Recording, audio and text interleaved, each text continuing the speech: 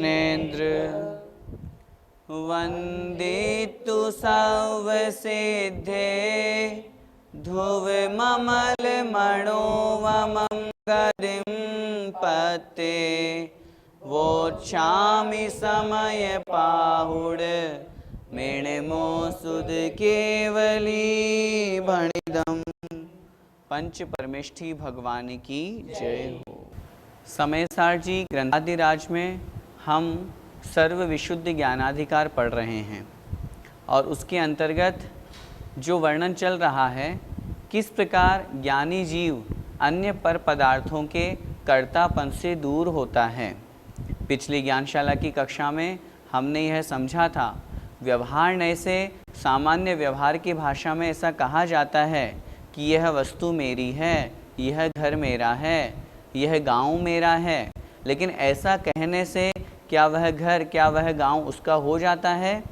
आचार्य भगवान ने बहुत सुंदर से उदाहरण से गांव, नगर आदि की अपेक्षा से उदाहरण दिया था कि जैसे हम कहते हैं यह नगर मेरा है, क्या ऐसा कहने से उस नगर का जो स्वामी राजा है उसके अधिकार से छूट करके क्या वो नगर हमारा हो जाता है? अर्थात नहीं हो जाता। ठीक उसी प्रकार निश्चय नय की दृष्टि से तो परमाणु मात्र भी मेरा नहीं है, परमाणु मात्र का भी मैं करता नहीं हूँ। इस प्रकार निश्चय की दृष्टि को हमें समझना चाहिए। उदाहरण के माध्यम से हमने कल की कक्षा में समझा था, उसी बात को आज की इस कक्षा में हम दृष्टांत अर्थात सिद्धांत के माध्यम से समझते हैं। देखते हैं गाथा क्रमांक 349। एमेव मेच्छदिट्ठी णाणे निस्संशयं हवदिपत्तो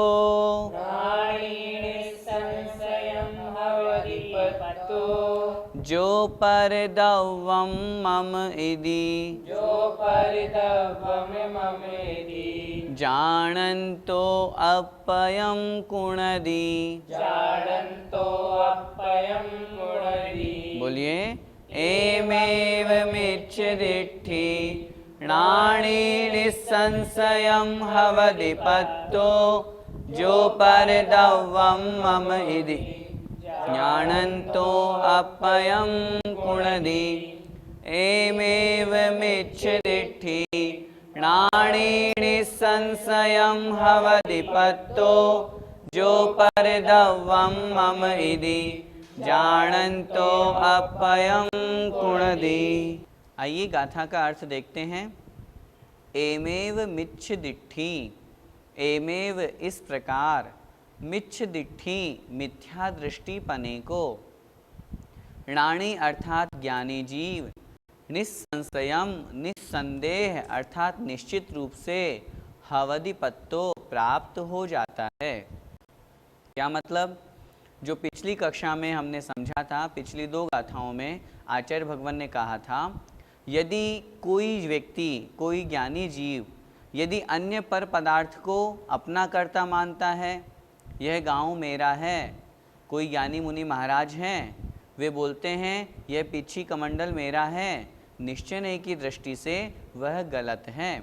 और इसीलिए यहाँ पर अध्यात्म शास्त्र हम पढ़ रहे हैं और यहाँ शुद्धोपयोग में लीन जो मुनि महाराज हैं उन्हें ही ज्ञानी कहा है, उन्हें ही वास्तविक सम्यक दृष्टि कहा है। उनसे जो च्युत हो गए हैं उन ज्ञानी को भी यहाँ पर मिथ्या दृष्टि की उपमा में दे दिया।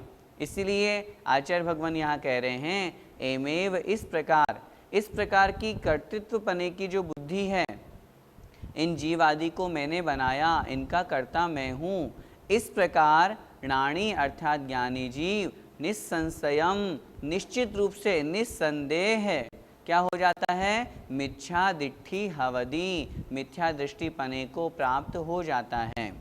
कौन हो जाता है?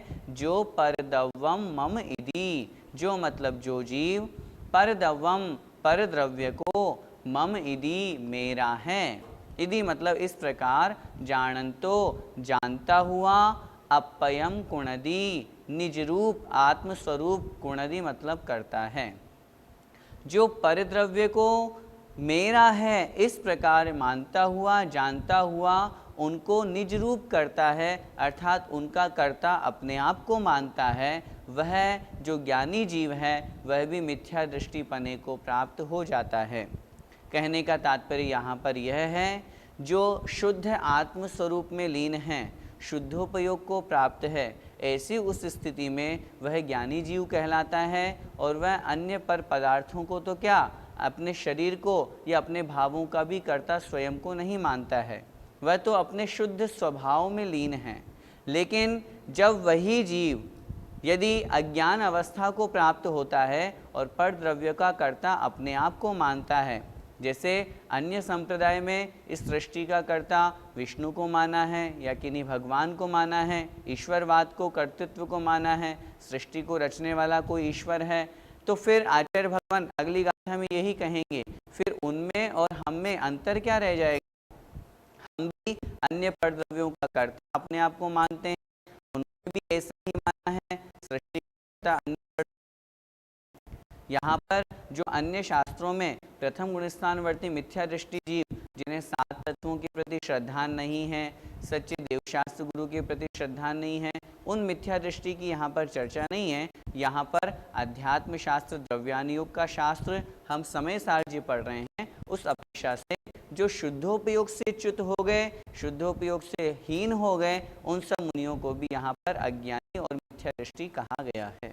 देखिए यहाँ पर क्या कह रहे हैं आचार्य भगवान, वो जान रहा है पीछे कमंडल मेरे नहीं हैं, ये शास्त्र मेरे नहीं हैं, लेकिन फिर भी वो उनको मेरा है, ये मेरे हैं ऐसा कह रहा है, तो उस पर द्रव्य को अपना बनाता है, तो उस समय वह अवश्य ही मिथ्या दृष्टि हो जाता है। और क्यों हो जाता है? क्योंकि उसे आत्मस्वरूप में लीन होना चाहिए और वो तो अन्य पर पदार्थों के चक्कर में फंसा हुआ है। इस कारण से आचार्य कुंद महाराज की समयसार जी की दृष्टि में वह मिथ्या दृष्टि कहा गया है। भैया जी, ज्ञानी जीव मिथ्या दृष्टि कैसे हो सकता है? यदि वह ज्ञानी है तो मिथ्या दृष्टि नहीं होगा, और यदि मिथ्या दृष्टि है तो ज्ञानी नहीं होगा। लेकिन ज्ञानी जीव जिस समय अन्य पर पदार्थों का कर्ता अपने आप को मान लेता है अथवा अन्य पर पदार्थों को अपना मान लेता है, ये मेरे हैं, उसी समय वह मिथ्यात्व अर्थात अज्ञान अवस्था को प्राप्त हो जाता है। जैसा कि बताया गया है, ज्ञानी से यहाँ तात्पर्य है स्वसंवेदन ज्ञान से जो संयुक्त है, आत्मज्ञान से जो सहित है, शुद्धोपयोग आत्मानुभूति वीतराग सम्यक दर्शन ज्ञान चारित्र से जो सहित है, ऐसे उस जीव को यहाँ पर ज्ञानी कहा गया है। और जब वह उस ज्ञान अवस्था को अथवा शुद्धोपयोग रूप अवस्था को छोड़ करके शुभोपयोग में आ जाते हैं, अर्थात अन्य परद्रव्यों में अपनत्व की बुद्धि रखते हैं, ममत्व की बुद्धि रखते हैं, तब उस स्थिति में वे ज्ञानी जीव भी मिथ्या दृष्टि कहे जाते हैं। भैया जी, ज्ञानी जीव परद्रव्य को अपना कैसे कह सकता है? यही तो बात यहाँ पर बताई जा रही है। यदि वह ज्ञानी जीव है तो परद्रव्य को अपना नहीं कहेगा, लेकिन यदि उसके विकल्प हो गया, चूँकि अज्ञान अवस्था में जब तक वह शुद्धोपयोग को प्राप्त नहीं हुआ है, व्यवहार की भाषा में वह कहता है ये पीछी कमंडल मेरे हैं, ये शास्त्र मेरे हैं, इस प्रकार की भावना वो रखता है। लेकिन उस अवस्था में आचार्य कुंद महाराज उसे अज्ञानी कहते हैं। और अज्ञानी क्यों कहते हैं? क्योंकि वो आत्मज्ञान अर्थात स्वसंवेदन ज्ञान अर्थात शुद्धोपयोग में लीन नहीं हुआ। वास्तविकता में निश्चय की दृष्टि से देखा जाए तो वे पिछी कमंडल भी उनके नहीं हैं, वे शास्त्र भी उनके नहीं हैं, अन्य पदार्थ मेरे नहीं हैं। इस तरह की भावना और धारणा जहाँ होती है वही ज्ञानी अवस्था बनती है। और इसीलिए ज्ञानी पर द्रव्य को अपना नहीं मानता, और यदि वो अपना मानता है, उनके प्रति ममत्व बुद्धि रखता है, तो फिर वो ज्ञानी नहीं रहता, अज्ञानी बन जाता है। भैया जी, व्यवहार में तो पिछी आदि को अपना कहते ही हैं, तो इसमें क्या दोष है?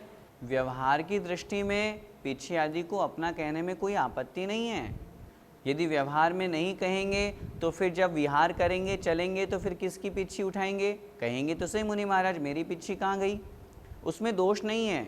अन्य शास्त्रों की अपेक्षा से मिथ्या दृष्टि की बात अलग है। समय सार जी महान ग्रंथादिराज अध्यात्म शास्त्र की अपेक्षा से मिथ्या दृष्टि की बात अलग है। यहाँ पर जो चर्चा चल रही है, आचार्य कुंद कुंद स्वामी महाराज समयसार जी महान ग्रंथादिराज जो लिख रहे हैं उस अपेक्षा से चर्चा कर रहे हैं, और वे कह रहे हैं शुद्धोपयोग में जो लीन है ऐसे मुनि महाराज पिछी आदि को भी अपना नहीं कहते, उनमें भी ममत्व भाव नहीं रखते, क्योंकि वे उत्कृष्ट दशा को प्राप्त हो गए। ऐसी स्थिति में उन्हें परद्रव्यों के प्रति कोई विकल्प नहीं होता, वे तो निर्विकल्प अवस्था को प्राप्त हो गए हैं। इसलिए उन शुद्धोपयोगी मुनि महाराज की अपेक्षा से वे पिछी कमंडल या यूं कहें निश्चय नहीं की दृष्टि से वे उन पर वस्तुओं को अपना नहीं मानते, लेकिन व्यवहार की दृष्टि से मानने में आपत्ति नहीं है। व्यवहार को अगर नहीं मानेंगे तो फिर संसार कैसे चलेगा? जैसे हम अगर हमारा घर है ऐसा नहीं कहेंगे तो क्या हम किसी भी घर में चले जाएंगे? यदि हम ऐसा मानेंगे तो जो भरत चक्रवर्ती हैं उनसे कहा जाए आपकी कितनी रानियां हैं, वो बोलेंगे 96,000 रानियां। क्यों? जीव के तो कुछ भी नहीं होता। फिर उनको सम्यक दृष्टि कहा है कि नहीं कहा? कहा है।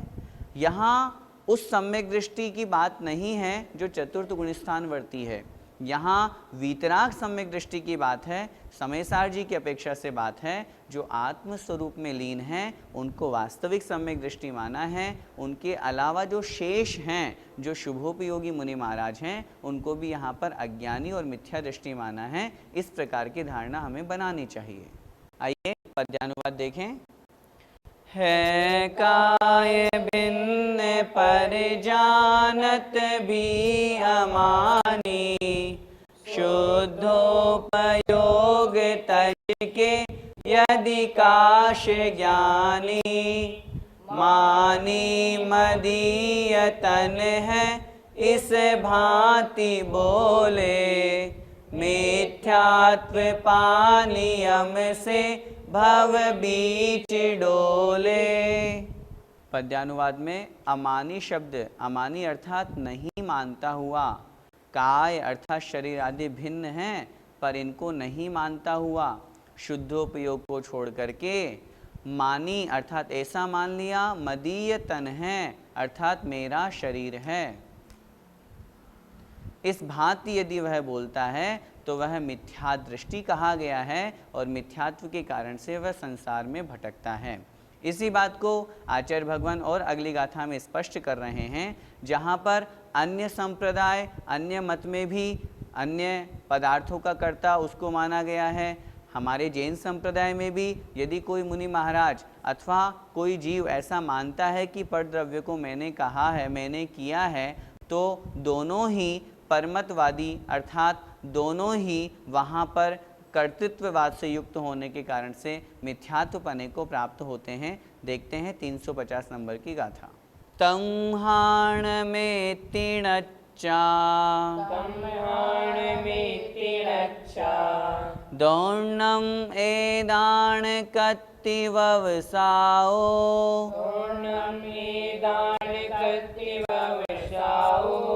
परदव्ये जानन्तो, जानिज्यो दिट्ठिरहिदाणम्।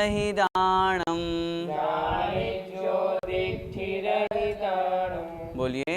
तंहाण में तिणच्चा, दौर्णम एदान कत्ति ववसाओ, परदव्ये जानन्तो, जानिज्यो दिट्ठिरहिदाणम्।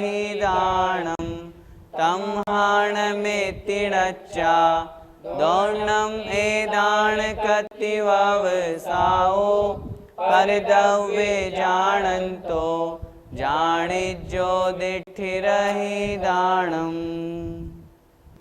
अर्थ देखें। तमहाण में तिणच्चा, तमहा इसलिए, न मतलब नहीं है, मैं इति मेरे ये परद्रव्य, ये परद्रव्य मेरे नहीं हैं। नच्चा मतलब ऐसा जान करके, दौर्णम दोनों के, एदान मतलब इन, कत्ति व्यवसाओ कर्तृत्व के व्यवसाय को, दोनों के इन कर्तृत्व के व्यवसाय से तात्पर्य है जो अन्य परमत में भी ये कहा गया है कि इस सृष्टि का कर्ता अन्य व्यक्ति है, जैसा कि पिछली गाथाओं में हमने पढ़ा। और यदि जैन मुनि या जैन श्रमण में भी यदि कोई ऐसा कहता है इस पदार्थ को मैंने बनाया, इस जीव का कर्ता मैं हूँ, तो फिर दोनों में अंतर क्या रहेगा? इस प्रकार दोनों के कर्तृत्व के व्यवसाय को जानंतो णच्चा अर्थात जानता हुआ, परद्रव्य जानंतो परद्रव्य में ऐसा जानते हुए, जानिजो उसे समझो। क्या समझो? दिट्ठि रहिदाणम दृष्टि से रहित अर्थात मिथ्या दृष्टि ही। उस जीव को क्या समझो? मिथ्या दृष्टि ही समझो। क्या मतलब? यहाँ पर कहने का भाव यह है कि वो परद्रव्य मेरे नहीं हैं इस तरह का जान रहा है, लेकिन जान करके भी वह उन परद्रव्यों का कर्ता अपने आप को मान रहा है। जैसे अन्य परमत में सृष्टि का कर्ता ईश्वर को माना गया है, अन्य परमत में कहा गया है इस लोक को इन्होंने बनाया, तो उनके जो मत में इस प्रकार का कथन किया गया है। और अगर हमारे ही मत में, जैन मत में भी अगर हम ऐसा मानते हैं इस द्रव्य का कर्ता मैं हूँ, इस पदार्थ को बनाने वाला मैं हूँ, तो फिर दोनों मत में अंतर ही क्या रह जाएगा? दोनों ही इस तरह कर्तृत्ववाद से युक्त हो जाएंगे। तो इसलिए आचार्य भगवान कह रहे हैं, एक बार फिर से गाथा का अर्थ देखें। इसलिए ये परद्रव्य मेरे नहीं हैं, वह जान रहा है, इस बात को बहुत अच्छी तरह से जान रहा है, लेकिन जानने के बावजूद भी दौर्णम एदान कत्ति व्यवसाओ अर्थात कर्तृत्व के व्यवसाय को, कर्तृत्व के इस कथन को जो दोनों प्रकार का है, परद्रव्य जानंतो परद्रव्य में इस प्रकार जानता हुआ भी, जानिजो उसको क्या समझो? दिट्ठि रहिदाणम वह तो मिथ्या दृष्टि ही है। क्यों? जहाँ कर्तृत्ववाद आ जाएगा, जहाँ पे पदार्थों का कर्तापन आ जाएगा, परद्रव्य को वह अपना कर्ता मान लेगा, वहाँ पर उस जीव को मिथ्या दृष्टि ही कहा गया है। गाथा का भावार्थ देखें। इसलिए परद्रव्य मेरा नहीं हो सकता, ऐसा जानकर परद्रव्य के विषय में लौकिक जन और ज्ञानी जन अर्थात मुनि, इन दोनों के ही इस कर्तापन के व्यवसाय को जानता हुआ ज्ञानी जीव तो इसे मिथ्या दृष्टियों का ही व्यवसाय जाने। अर्थात ज्ञानी जीव ऐसा कहता है कि अगर कोई ऐसा मानता है तो ये तो मिथ्या दृष्टियों का ही कार्य है, उनका ऐसा कर्तृत्वपना मानना मिथ्या दृष्टित्वपना ही है। भैया जी, पिछली गाथाओं की जो मान्यता है, क्या वे दोनों मान्यताएं गलत हैं? पिछली गाथाओं में भी जो कहा गया है, दो मान्यताओं का वहाँ पर वर्णन किया, उनको हम संक्षेप में यहाँ समझते हैं।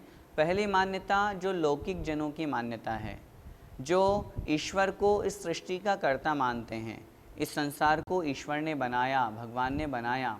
और दूसरी जो मान्यता है वो अन्य संयमी जनों की अथवा ज्ञानी जनों की है, जो ऐसा मानते हैं इस परद्रव्य का कर्ता मैं हूँ। वास्तविकता की दृष्टि में देखा जाए तो दोनों मान्यता मिथ्या है, दोनों मान्यता गलत है। क्यों? क्योंकि पहली बात तो ईश्वर सृष्टि का कर्ता हो नहीं सकता, पर एक द्रव्य किसी अन्य द्रव्य का कर्ता नहीं होता है, तो उस अपेक्षा से उनकी मान्यता गलत है। और यदि वही चीज़ सृष्टि की अपेक्षा नहीं लगा करके सामान्य रूप से व्यवहार में अगर कोई ज्ञानी जीव लगा भी रहा है तो वह ज्ञानी नहीं रहा। उस ज्ञानी की इस मान्यता को आचार्यों ने मिथ्या दृष्टि घोषित कर दिया। इसलिए क्योंकि एक द्रव्य अन्य दूसरे पदार्थ का दूसरे द्रव्य का कर्ता नहीं होता, इस अपेक्षा से यहाँ पर उन दोनों की मान्यता को गलत माना गया है। हम अध्यात्म शास्त्र पढ़ रहे हैं, इस अपेक्षा से व्यवहार ने की यहाँ चर्चा नहीं है। मिथ्या दृष्टि दो प्रकार से, एक तो जो प्रथम गुण स्थानवर्ती है, जो अभी देवशास्त्र गुरु पर श्रद्धा नहीं करते, सात तत्वों के प्रति श्रद्धा नहीं करते, वो प्रथम गुण स्थानवर्ती मिथ्या दृष्टि।